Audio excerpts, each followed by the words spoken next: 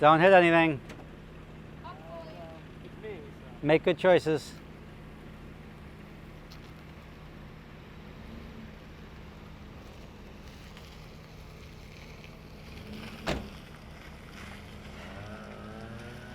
Far from the sexiest business on the planet, but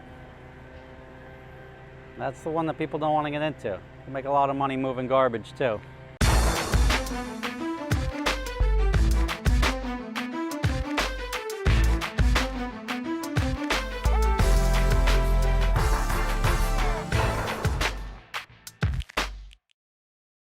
All right, everybody, Rob Ferretti here, and my little side hustle experiment is doing just fine. Here you have my screener, and if you don't know how my screener works, you put dirt through it and out comes money. Yes, because this is a screener rental company, which is Super Screeners, branding for the win. I used the same font effectively without the car for Super Screeners because it screens dirt.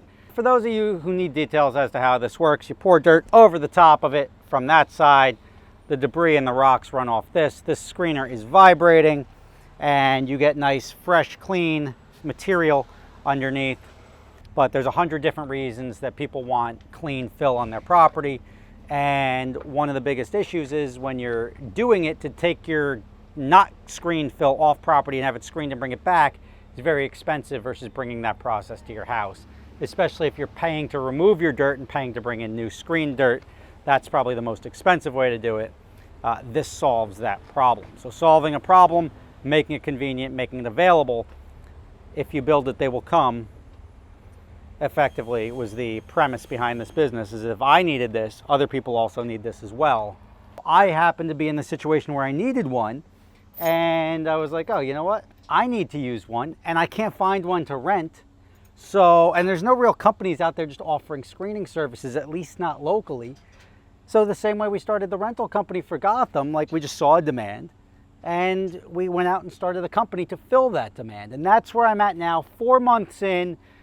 This is going out now on a month rental and it's generating beyond where we forecast. Remember, this is a fresh company starting from scratch. It's me and my buddy who has the construction company over here. We said, oh, let's give it a shot. Like, what's the worst thing that's going to happen?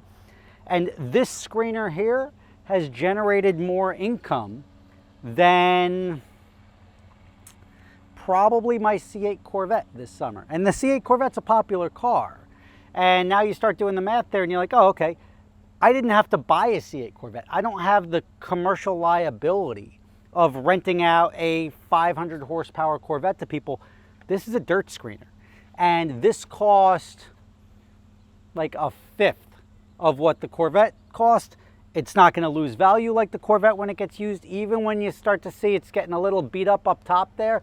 That's just for people overloading it and throwing like way too heavy boulders in, because the first couple of rentals, we put hundreds of yards, like if you look at the back of the truck there, it's about a yard of dirt, or maybe 3 yards of dirt, whatever it is. But you put this all through this, and the first couple of rentals, not even a scratch. The last guy who had it for a couple of days, it really got pretty beat up. But that's what it is. Like, ultimately, this is all steel. So worst case scenario, if that lip ever has to be replaced, great. That lip doesn't really impact any of the operation of it.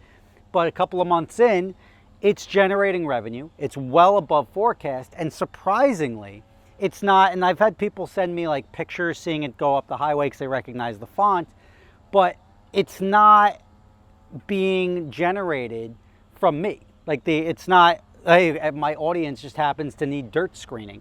The revenue being generated off this thing is from SEO, which is, we have a website, Super Screeners NJ. People are going to that website because they're looking for dirt screening rental. Boom.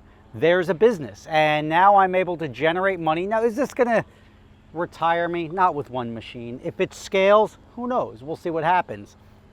But at the end of the day, everybody's so eager to get into the rental operation. I want to rent cars, I want to rent houses, and they have all this overhead, all of this liability, when sometimes it's the simpler things. Like, I'm envious of the guy who's renting out beach umbrellas, right? The guy's got a $40 DeWalt drill. He's got a $50 beach umbrella, and he makes $200 a day off of one umbrella.